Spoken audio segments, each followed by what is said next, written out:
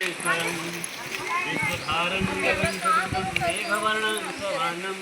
लक्ष्मीकान्तां कमलनयनं योगविद्यानिगम्यं वन्दे विष्णुमभयहरणं ओम विष्णु भगवान की जय। नारद जी कहते हैं, एक समय मैंने शौनक के प्रसंगवश कहा, हे ब्राह्मण, अब मैं सब पापों का नष्ट करने वाला अक्षय नम्मी नामक का व्रत बतलाता हूँ, जो यह अब तीनों लोकों में गुप्त रहा। हे तपोधन, उसका सारा विधान आज तुम्हें बताऊंगा। कार्तिक मास में शुक्ल पक्ष के नवमी तिथि को व्यासादि बड़े बड़े मुनियों ने इसे अक्षय नवमी कहा है। उसमें जो करना चाहिए वह विधान विष्णु भगवान को भी प्रिय है, उसे आप सुने।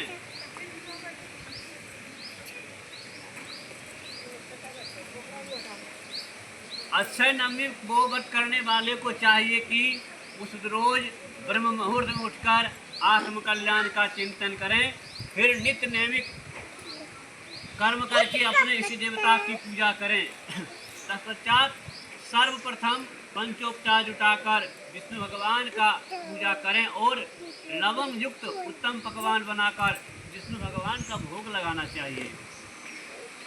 उस पकवान में जीरा, नागर मोथा, काली मिर्च, अनार एवं गड़ी भी पड़ा रहना चाहिए। इसके बाद एक सफ़ेद कुम्हाड़े में सोना भरकर अथवा संकल्प करें और श्री कृष्ण पर्यंताम ऐसा कहकर किसी ब्राह्मण को दान दें। ऐसा करने से यथाशक्ति और भी सामग्रियाँ देते हैं, ब्राह्मण को प्रसन्न करें, और यदि सामग्रियाँ न दे सकें तो विनित भाव से प्रणाम करके ब्राह्मण को नमस्कार करना चाहिए। सूर्य ग्रहण के अवसर पर कुरुक्षेत्र में तुला दान करने से जो फल प्राप्त होता है, वही फल अक्षय नवमी को कुष्मांड दान करने से होता है। यदि कोई मनुष्य बड़े से बड़े पाप को तथा उत्पाद को क्यों न हो, परंतु यदि कुष्मांड दान किए रहता है तो वह पवित्र हो जाता है और वह भी यमलोक को नहीं देखता है। इस पर सोनक ने पूछा, हे मुनीश्वर, आप मुझे बतलाइए कि इस पृथ्वी पर कुष्मांड दान किसने किया था, क्योंकि यह जानने की मेरी प्रबल इच्छा है। नारद जी बोले, यमुना तटवर्ती पर्वत की तराई पर एक बड़ा भारी सी गांव है।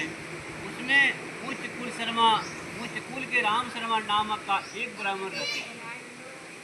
उस ब्राह्मण अपनी स्वचरित्रा और परिश्रम से बहुत सा धन एकत्रित किया थे। जैसे उसने धन कमाया थे, उसी प्रकार पुण्य कार्य भी करते रह गए और दीन दुखियों की दान किया करते थे। ऐसा करते करते ब्राह्मण बुढ़ा हो गए।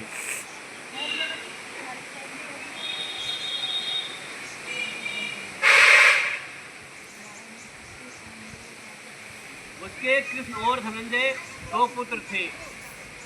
अब बुढ़ापे का उसने सारा कारोबार, गृहस्थी का भार पुत्रों पर डाल दिया और तपस्या करने के लिए वन की ओर चले गए थे।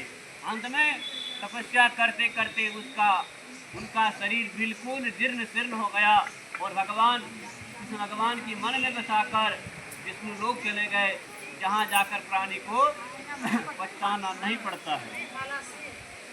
कुछ समय बाद किसी बड़े बूढ़े को दबाव न रहने के कारण दोनों लड़के युवा हुए, एक वेश्यागामी दूसरे शराबी हो गए।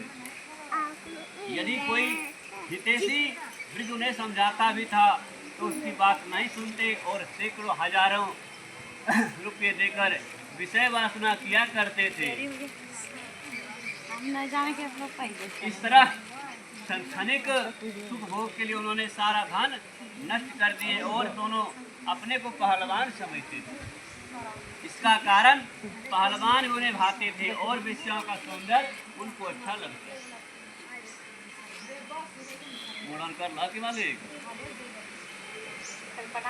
जैसे ऊपर की हुई भूमि में बोया हुआ बीज नहीं उगता, ठीक उसी तरह उन्होंने अपना सारा धन पात लोगों में व्यय कर दिया। गर्व न रहने का, पैसा न रहने के कारण दोनों भाई से वही कर रहे। एक रोज रात में चोरी करते हुए दोनों पुलिस के द्वारा पकड़े गए और राजा के पास पहुंचाए गए। राजा ने उन दोनों के अपने राज से निर्वासित कर दिया। राजा जो थे उन दोनों भाई को राज से निकाल दिया। अब वे दोनों अधर्मी ब्राह्मण वन में जाकर रहने लगे। जंगल में कोई साधन न देखकर वे मांसाहार के समय काटने लगे। अंत में किसी दिन एक सिंह ने दोनों को मार डाला और वे मरकर यमपुरी पहुंचे। यमदूत उन्हें पकड़कर यमराज के सम्मुख ले गए और उससे कहा, हे स्वामी, बताइए इनको क्या दंड दिया जाए। सेवक की बात सुनकर यमराज ने मनुष्यों को शुभ कर्म करने की निर्देश का वही खाता देखकर लाल लाल आंखें करने लगे, गुस्सा होने लगे और सोचने लगे, इनको किस नरक में डालूं।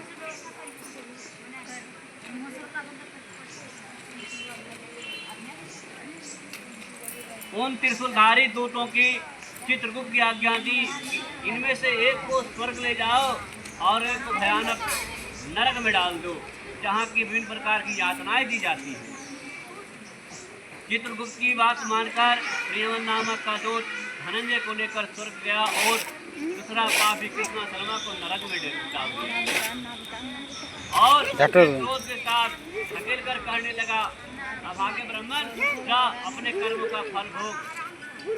उधर उसका भाई धनंजय स्वर्ग की ओर जाते हुए रास्ते में बहुत प्रकार की विचित्राएं देख रहा था, जिसमें उसे बहुत विस्मय हुआ और महामुनि वर्षी आदि अपस्या आई और परिजात पुष्प की बनी माला उस पर फेंक फेंक कर अपना प्रेम जताने लगी।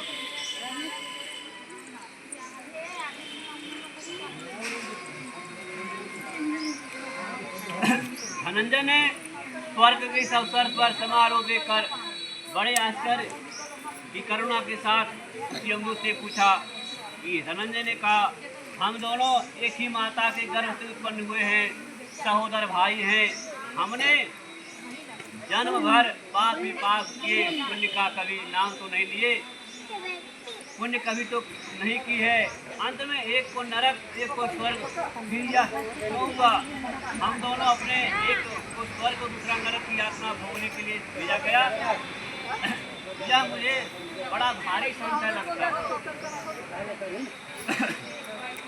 इस पर यमदूत ने कहा, हे धनंजय, माता, भाई, बहन केवल जन्म के साथी होते हैं, कर्म का नहीं, क्योंकि कर्मों का फल अलग अलग भोगना पड़ता है।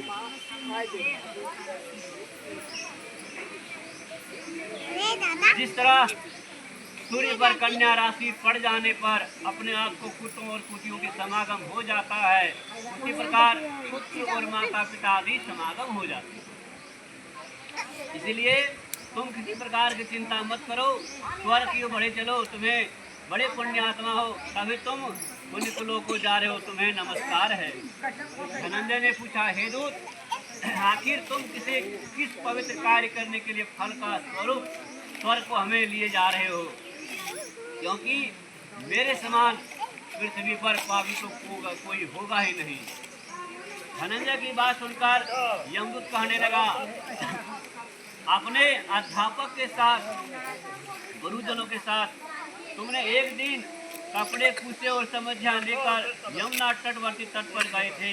अपने आचार्य की आज्ञा से मानकर तुमने केवल 3 बार स्नान किया था और आवश्यक नियमों का पालन किया था, उसी महाफल है।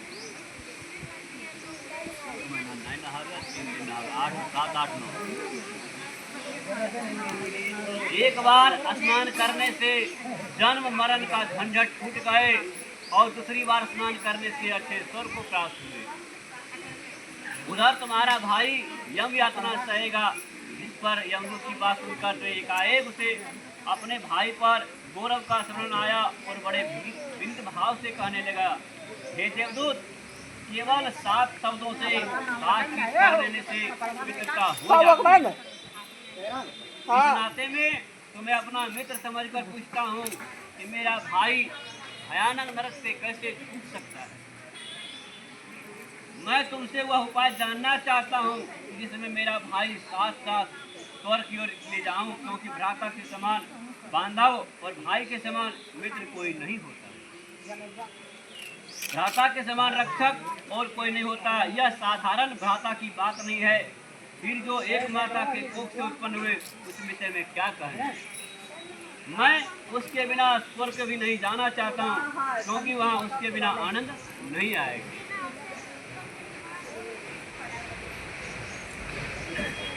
जिस तरह मेरा भाई मिल सके वह उपाय बताओ। इस तरह उसकी बात सुनकर देवदूत कहने लगा कि हे धनंजय, तुमने कार्तिक शुक्ल पक्ष की नवमी की रत्न युक्त कुसमांड दान वह पुण्य वालों का भी दुर्लभ है। आप लोग ये जो कर रहे हैं बढ़िया बढ़िया पुण्यात्मा को भी ये दुर्लभ है। जो वह अलग पुण्य यदि तुम अपने भाई को दे दो तो वह नरक से ये जो कर रहे हैं ये पुण्य जो है अपना भाई को दे दो तो नरक से वो निकल जाएगा। देवदूत की बात सुनकर धनंजय ने बड़े आदर के साथ अपने पूर्व जन्म का हुआ महान पुण्य अपने भ्राता कृष्णा शर्मा को दे दिया। वह पुण्य के प्रभाव से कृष्णा शर्मा तुरंत नरक से निकलकर अपने भाई के साथ विष्णु लोक जा रहने लगे। बोलो भगवान की जय। अनेक प्रकार के भोग उपभोग यमदूत ने छुटकारा पाकर आज ब्राह्मणों श्रेष्ठ भाई पूर्ण सुशील नाम को स्वर्ग में विराजमान हैं। पंडित के साथ कार्तिक शुक्ल के नवमी का स्मरण करना, भगवान की आराधना तत्पर होकर दोनों भाई भक्त हो गए। कार्तिक शुक्ल की नवमी के दिन जो हिरण तथा वस्त्र सहित कुसमांड दान देता है अपने कुल पुरुषों को तार देता है। हे ब्राह्मण, मैं श्रेष्ठ सोनक कार्तिक पौर्णमी को व्रत को कुसमांड दान का महात्मा दूतो ब्राह्मण ने कहा है, वही मैंने तुम्हें सुनाया। कार्तिक मास में आंवले के नीचे अश्वमेध प्रणाम करने से अश्वमेध अधिक फल प्राप्त होता है। प्रदक्षिणा करने से कोटि कोटि फल होता है। मैं जो कह रहा हूँ वो सत्य है। जो पुरुष हरि भक्ति में तत्पर है, सत्यवादी ब्राह्मणों को आंवले के नीचे भोजन कराता है, उसी का आनंद गुणाकारी होता है। कार्तिक मास में जो लोग आंवले के नीचे भोजन करते हैं उनके वर्षों अन्न संसारिक पाप नष्ट हो जाते हैं। बोलो भगवान की जय।